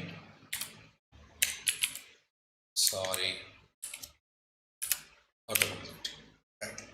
And now this is coming from the ID. I don't know if VS Code will show you this or not, but you can fill all fields in one go, or you can write the fields one after another, right? So let's give it a name, and the way to do it is name, and let's say class, it was a string, let's say 5th semester.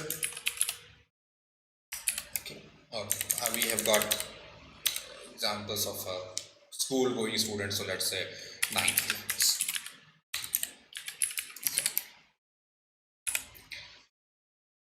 And that's fine enough. Now I have not done anything left so far. What I'm going to do is, okay, this went out of scope. I am going to print one statement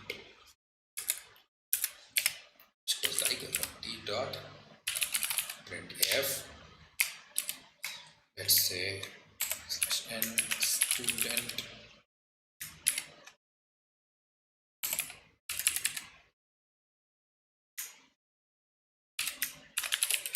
name percentage v, and I'm going to say name,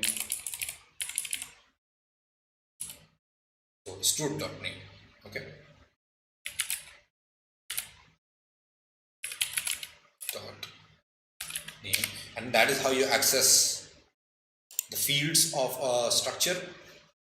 If you have a value that is that of a structure type, we don't exactly call them objects, you can call them objects, but since Go does not have classes, we don't call them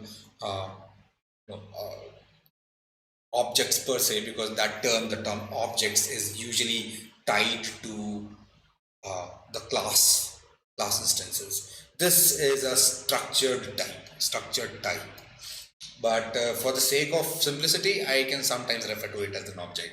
Okay, it's just easy to think that way. So if you have a student variable which is a student type, and you want to access sub value or value inside it, you will use a dot notation. And I'm sure you would have known about this. And let's say a new line, and then I'm gonna say class. I'm gonna say print the class, then passed or not. Okay, let's print the average. Average percentage v n, and whether the student passed or not. Okay, and now I will do stud dot class stud dot average stud dot, what is the last one? Passed, right? This much. Go back here and say print student. Basically it should be student dot print student.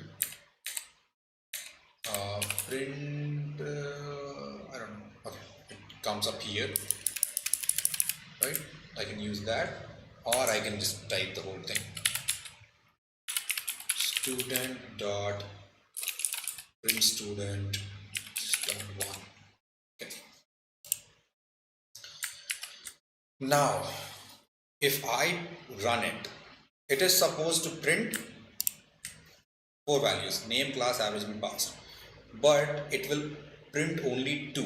I mean, because I have only put in 2 values. For the rest, Go is going to allocate the 0 values of each type, and the function will print it like that. So the name, just a second, I should, after this I should give it a \n, and now it should look a little bit more beautiful. Yeah, so you can see name is set to Viber. That's, oh sorry, what happened? Okay, name is set to Viber, it gets printed.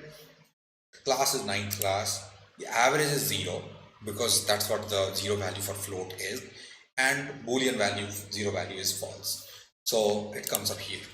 And if I go ahead and say average is, let's say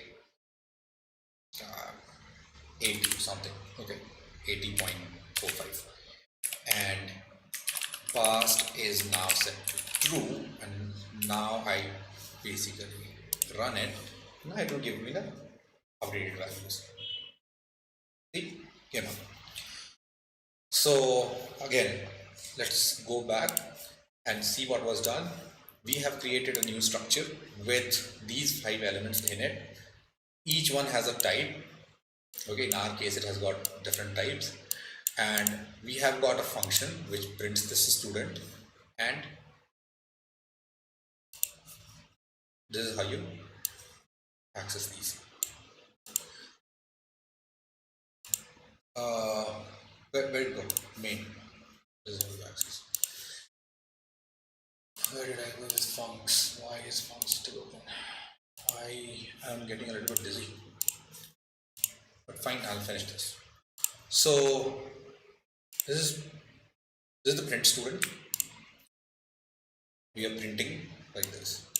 Now one thing, if you look, you should not be able to set averages like this. You should be setting the average by calculating the marks, and average should actually not be accessible. If you had classes, you could have set it as public or private things, right?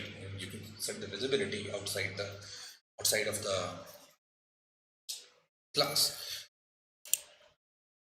The way to do that in Go, I mean, you can't do a protected kind of a visibility for items, but you can still, if you remove the first character from being capital, okay, you make it small, then this becomes inaccessible. Okay, and if you go back here, this becomes a problem. Now you can't set it at all. It's completely inaccessible. Now if you run it, it's supposed to give you an error. Why? Because average is not accessible. So let's change it to average. Okay, done. You can access it here now, but not in this place, because student type is defined here, and this is actually scoped to this package. You can't use this outside of the package. Let's run it again. Average is set to 0. Right. Now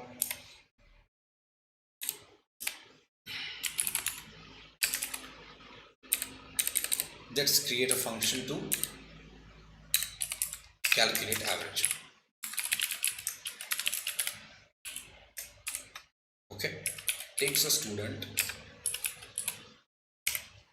and returns a float 64 value, and let's just use this one. Okay, I'm gonna copy this and paste it here. It will say errors, so it's not going to range on marks alone, it's going to range on both the subject, but okay, we don't need to print. So marks of students, dot marks, len of stud, dot marks. Okay, and since we are not returning, just comma, error. And okay, I think I forgot telling you this. If you have to return one value, this is fine.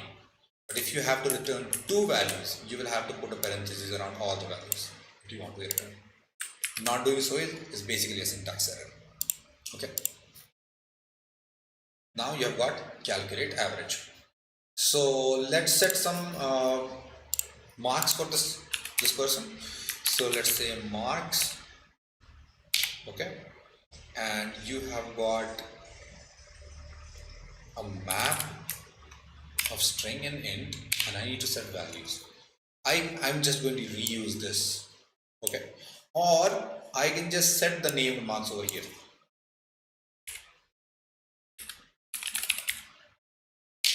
And it will be accepted. Okay, so I'm printing the student.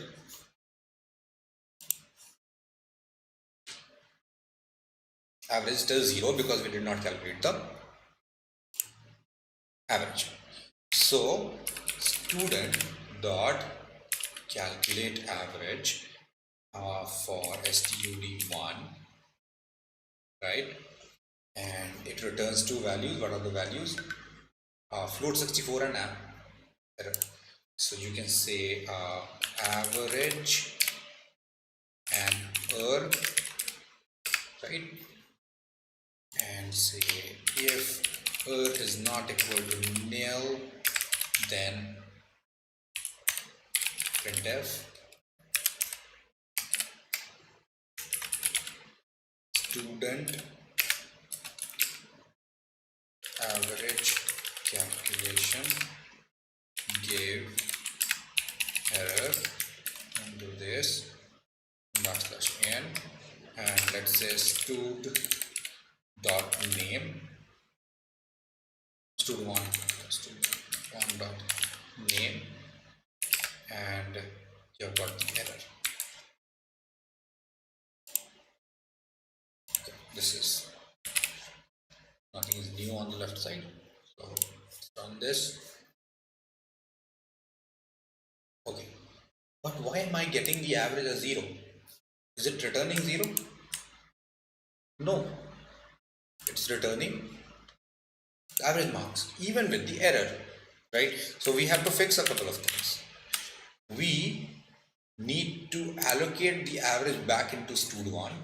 All right, so we will say stud1 dot average, and now we are in problem because stud1 dot average is a protected field. or a private variable, protected in the sense that it is accessible in the package, but I can't do it here. I can't do it here. So I will have to move this entire code from here to the package. And if you think about it, anywhere that I have to use anything about student where the average is being used, I'll have to move all of that code into this package. And that makes it cumbersome, right? So we have to now define, and it Go provides for it, we have to define a function that operates on that particular object, right? So the way to do it is, and I'm going to change this and I'm going to change this as well. Okay, instead of calculate average to student here, we are going to move it here, and these functions are called receiver functions. In object oriented programming, you would hear about them as methods, right? So you can come here and say stud student calculate average, and you have got two definitions. You can remove this and it will work, right? And instead of returning the marks, I think we can just allocate the marks, and that should be good enough.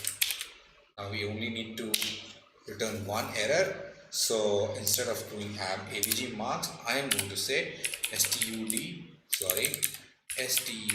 dot average, stud dot average is equal to avg marks. Okay, and then I'm going to return this error. So return the error, and let's do this. Okay, and in case here I'm returning nil. So now if I go back, calculate average, it doesn't return two things, it returns only one, and that is the error, which will work still. And while saying calculate average, okay, sorry, instead of defining it on the package which is student, I have defined it now on the object or the typed value.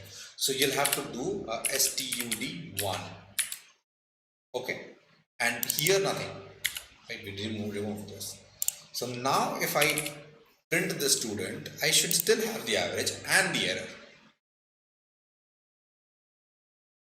Okay, so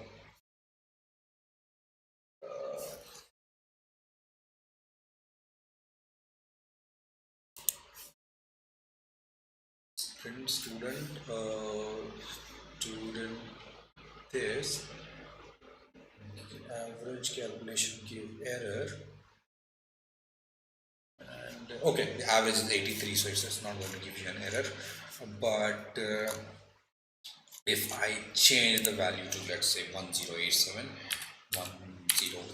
I think now it should give an error.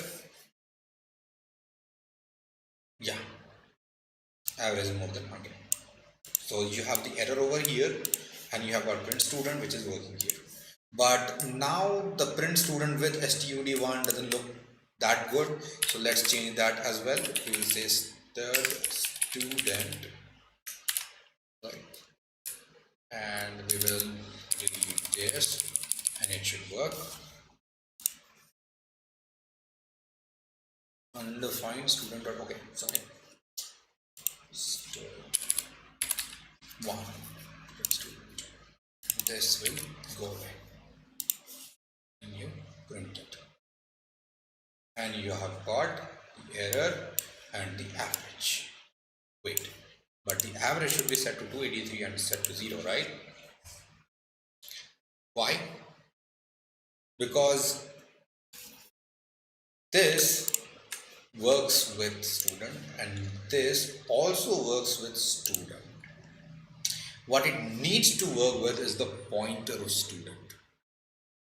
It cannot, so when you do this, the change happens and it basically is discarded. So if I go here and I say fmt.println, and I'm just going to say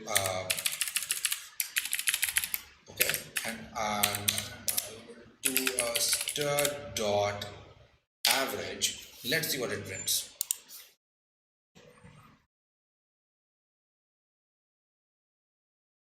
Where it go? Oh, okay, sorry. Should not be doing this here. Delete it and paste it. Right.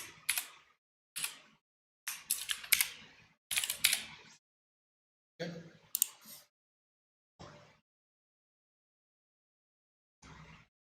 So it prints 83. If you look at std.average, it's setting, it's printing, but if you go to main, it's not reflecting here, right? That's because this is working on a copy of the student.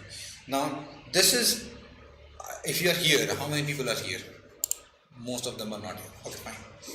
But for the 7 people who are here, 7 or 5 people who are there, what I'm going to say is someday going to save you some time and hassle of understanding. This format of writing a receiver, where you write func and then you write a receiver, the name of the receiver is stud, type is a student, and you're using it here. It is actually a syntactic sugar of writing this. It is almost the same thing, except that when you write it here, write the receiver over here, you can use it like this. Okay. Other than that, there's not a lot of difference. Obviously, it is attached to the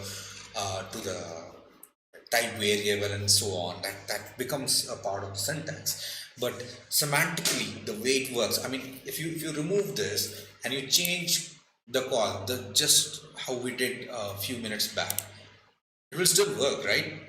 I mean, I didn't change the name, it still works. And you have to understand that this is a copy of student. Go is strictly a copy by value language. And when you say you want an address and you allocate to a pointer, or you take a pointer and do something with it, when the moment when you create the pointer, the address is taken, and throughout the course of the program, while that pointer and its associated value lives, the pointer, even if this value gets changed and even if it gets relocated in the memory, it is the job of the Go runtime to update the pointer's value. You won't have to worry about it. But even when you're putting the pointer as a function parameter, remember this, you are not referring it to the actual thing, the actual value. You are making a copy of the pointer. So let's go to Excalidraw. I'll explain you a little bit about it. So this was a older thing. So let's say you have an object. Here in this case we have a student, right? And this is the main object. And you have a pointer.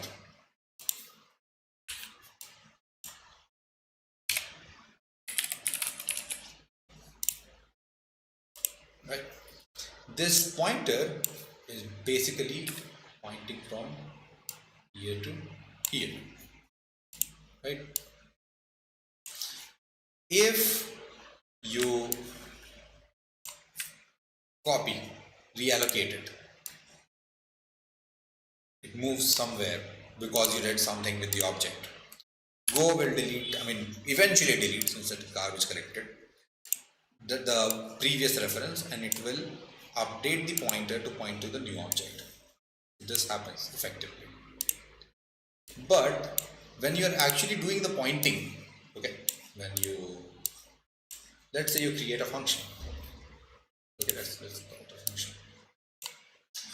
And you pass the pointer as an argument. So let's say you have got something like func what did we have? Calculate average, right? Calculate average. And you have S and it's pointing to student. Okay. Then what you basically are doing is you are taking this, creating a copy of the pointer, and then you are passing this value. Now the copy of the pointer is pointing to the same thing, still pointing to the same object. But when it returns, when it returns, it will update. So if you do, let's say something like here you have got S, so S dot average equal to 100, right? And this should not be like this, it should be something like, sorry, let's delete it, let's use it like this. Okay. I hate this fake double lines kind of a thing. This. Okay, so when you do this, because this S is a pointer, it will take the pointer, go to the object and set the value over here. Okay, so now the value of the average becomes 100, and now when you access the value from another pointer to the same object, then you get the updated value, right? So if you have another function, so let's span it over here, and if you have another function, right, and let's say it was asking for this, so in the first time you're trying to print it, okay, this is, let's say, associated with this pointer. So step one is trying to print once, okay, it prints whatever, let's say the previous average is equal to 90, okay, and so it prints 90.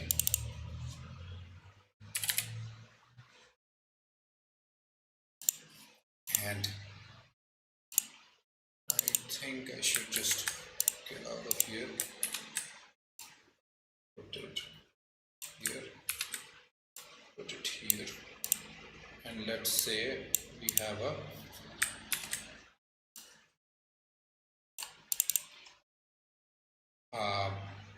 say 2-second gap. Okay, something is being done. Okay, there's a 2-second gap between two prints. The first time it prints 90. Okay, within this 2 seconds, this gets called, it says S average equal to 100. It uses a copy of the pointer pointing to the same object to set the average to 100. This becomes 100. Okay, and now when it reaches here, it says S dot average, goes to the pointer, gets to the object, tries to print the average value, and then it becomes 100. Now this will print 100. So that is how it is going to work. And you have to remember this, how this is happening, that the pointer is getting copied. Okay, whenever you pass pointers around, you're basically copying the pointer and passing it around. It is Go's responsibility that if the object moves, it will update all the pointers, but it usually doesn't happen that often. And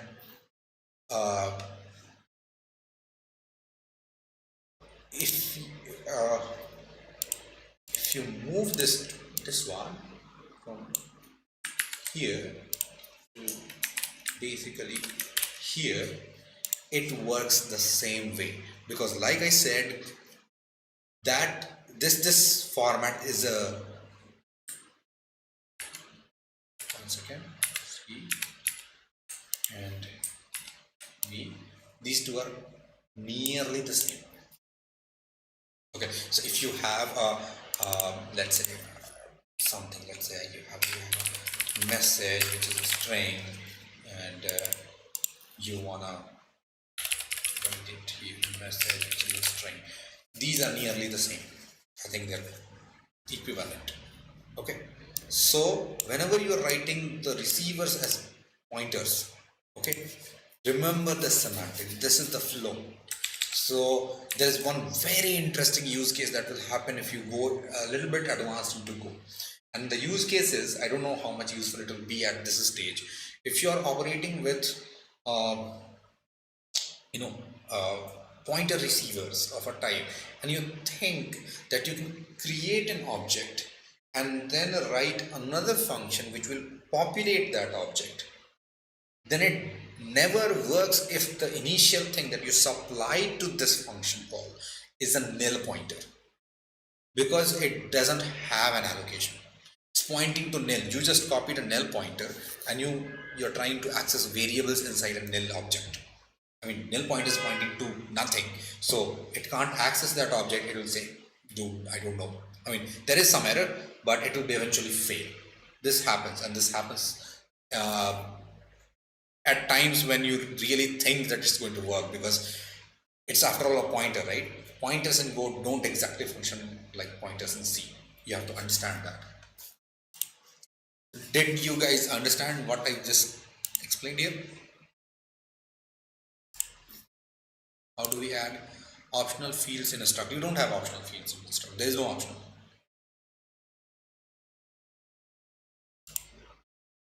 Nemo has asked, how do we add optional fields in a struct? There is no optional fields in a struct. You can have a field which will have a 0 value, that you can have, but you can't have optional fields. I've never encountered that. I don't think it's in the specification either. So that is your basic structure. So to update the value over here, what you need to do is pass this as a star, and now it should work. And you see that it works. That's it. If you remove this, it won't work, because now it's not a pointer. And if you do this, you are now operating on the pointers and it's going to work. So you know now what a type is, what a struct is, how it is defined, how you're going to declare the classes, the fields inside this, how you're going to make a particular element inside it available outside the package or hide it. You know that this thing is actually accessible within the package without any problem, but outside the package this visibility matters. And you know how to create a function that looks like a method from object-oriented languages, and it is now bound to this type, okay? And how to manipulate data of a type from outside the package for any element. And you can see that I am not operating on an ampersand s21. You don't need, when you're calling, you don't really need to, know whether you're operating on a pointer or not. That part is here. You only need to be aware of whether you are operating on a pointer or not when you're, returning values. So if you're expecting an address and you try to return a value, it's going to complain and not work. But weird things don't happen in Go. Like you return sometimes some garbage stuff happens. No, that doesn't happen in Go. It's safe to write the code as it is. You'll probably get a compile time error than a runtime error. Another very important thing, if you have a pointer that does not point to a struct, but let's say it's pointing to a string or integer, there is no pointer arithmetic. You can't take a pointer and add two things to it, and you'll start pointing to another memory location. That won't happen. You can't do that. So if you have a pointer to a slice or an array and you're pointing to the 0th element and you add 2 and you're now pointing to the second element by index, or third element if you go by normal number system, then that does not happen. That thing is not available in Go. You can't do pointer arithmetic. So that's another way pointers are a little bit different in Go. So I know that the number of people who are here is much lower, but for everyone who is here, did you understand what I was telling right now?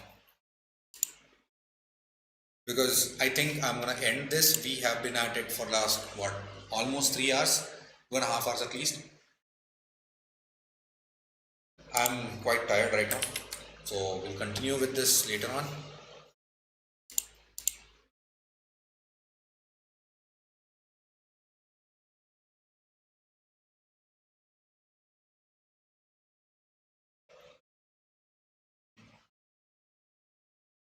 All right, I think I'll stop the recording over here. Uh, 2:12, right? So I'm gonna make a note that I'm going to stop the recording at 2:12.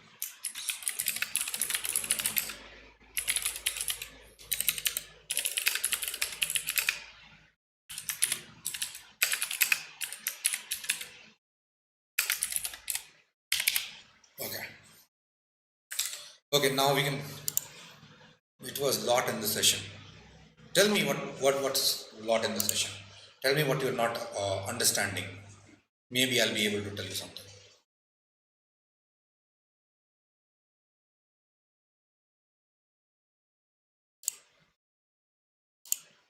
No one on YouTube live is commenting. That's fine.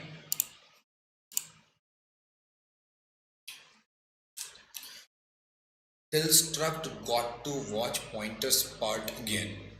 Okay, pointers you didn't get probably because I didn't explain you the pointers in the traditional sense. I didn't come from, here's the address, here's the star, here's how you declare it, here's how you use it. I've not done that. That's why you didn't understand. The brain hanged.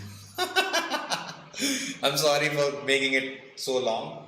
Any more questions that you have from the parts you understood, let me know. Okay. If not, I will stop here and I'll go have my lunch and I will let you guys have your lunch and you can watch it on your time and that would be good. What I'm seeing that Nemo is typing. See, there is one thing that I want to tell you all guys. Um, I haven't prepared any material for this. 5 minutes before I started doing this, I actually thought, okay, marks and student and name good for, you know, if else and switches. That's what I thought. I didn't plan to go till struct and stuff like that. Okay. Uh, I'll explain pointers later. Don't worry, I'll explain pointers later.